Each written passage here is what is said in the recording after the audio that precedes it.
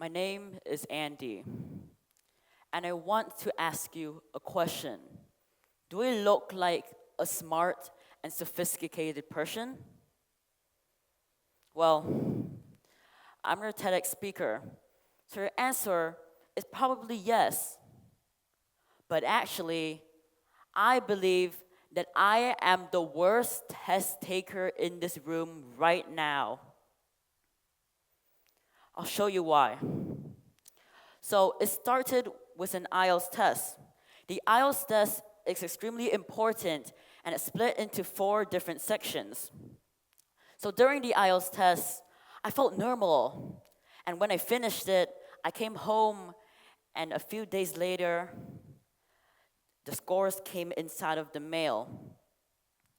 Now, I opened it up with excitement, a glint in my eye, and there it was, all my effort, and the first thing said 4.5. And that was the writing score. Now, for context, 4.5 is very low. The average person gets 5 to 6. So how? How did I get such a low score?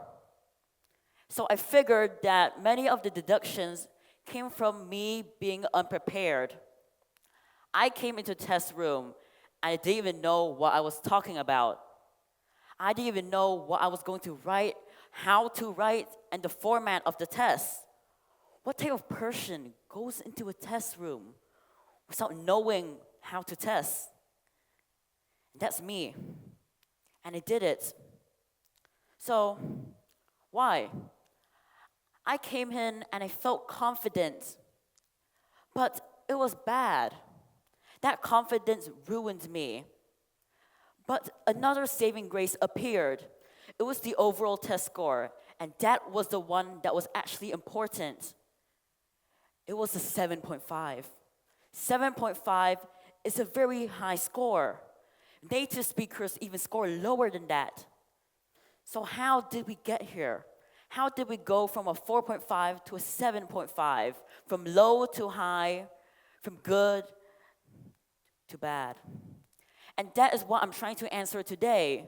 If we can understand this, we can improve on ourselves and reflect every single day. But now, I need to answer my own question. I need to address the elephant inside of this room. How did I go from 4.5 to 7.5? Now, obviously, one part of it was because of my inherent English skill, because that's literally just the point of the IELTS, right? But another part of it was because I was given an opportunity. I was given a chance, and those were the other 3 sections of the IELTS test. Instead of feeling distracted when I walked out of the writing test room because I felt something was wrong, I seized the chance and I took the other 3 as a way to minimize my wrongs and tried to lift my score up to something more manageable. I want you to know this. Why? Because it is a very good way to answer the question of how did we get here? By me seizing the chance, by me taking this moment, I could change my mindset, my mood, my focus, my strategy for the rest of the tests and sections when I did the IELTS. But now, that's enough for me. I want to focus on you. When we are expected to reflect and look back on our choices, we have to do so with an intellectual mind. Psychologist Philip Zimbardo once said, "Our locus of control is how much we expect we have control over in our life. If we have more control, it means that we feel more confident and we feel better when we do things. We don't doubt ourselves. We want to continue pushing forward and do what is best for us." Now, here are the traits of people who have a high locus of control and they believe they have more free will. They usually take more chances. They are usually more courageous, more brave. And that doesn't just mean catching every single opportunity. They understand what's best for them and they take it.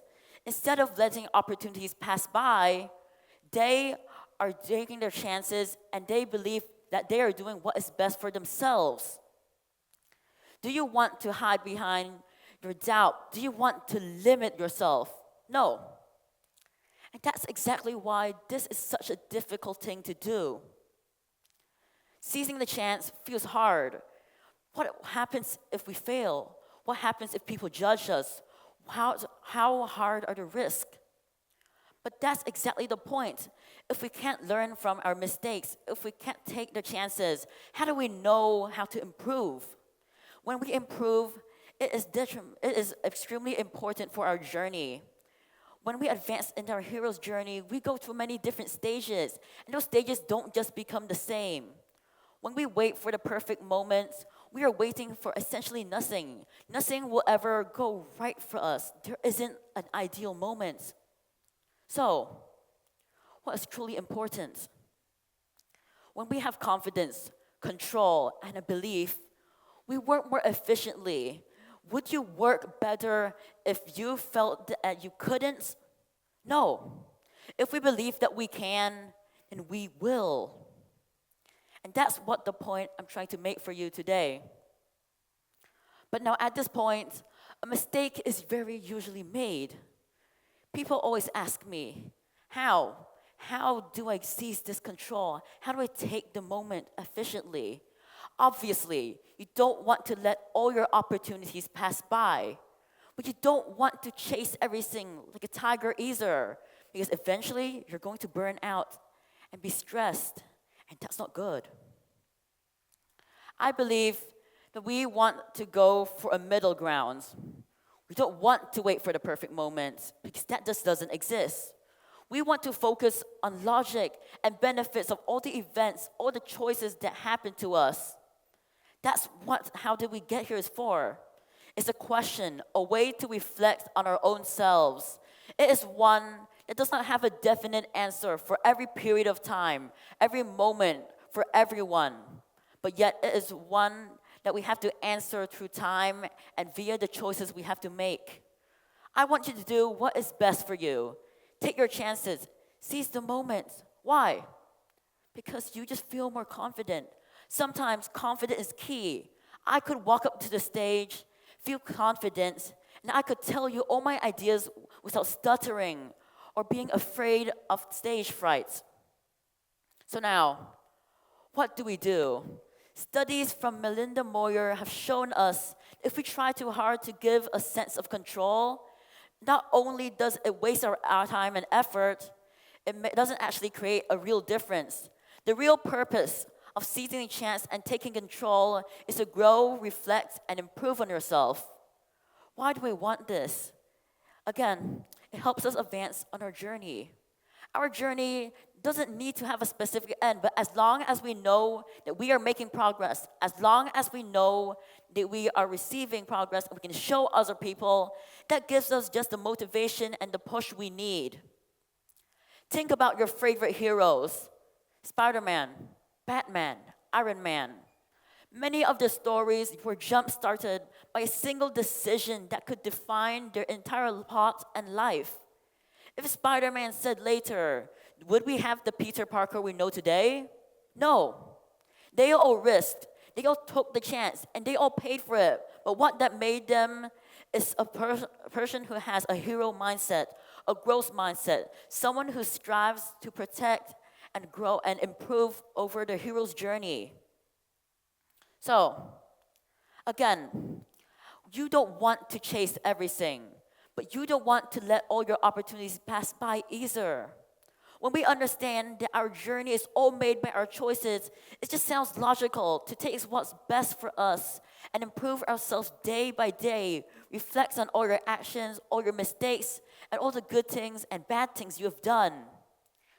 As one of the greatest thinkers of our age and a very close friend of mine who has helped inspire me, he has made a great choice because he decided to help me. And that's what gave me this jump start to join the Speak Up competition, to join TEDx itself and share my ideas to you. His name is Brian, and he left this one quote: "Don't wait for the perfect moment. Take the moment and make it perfect." Thank you.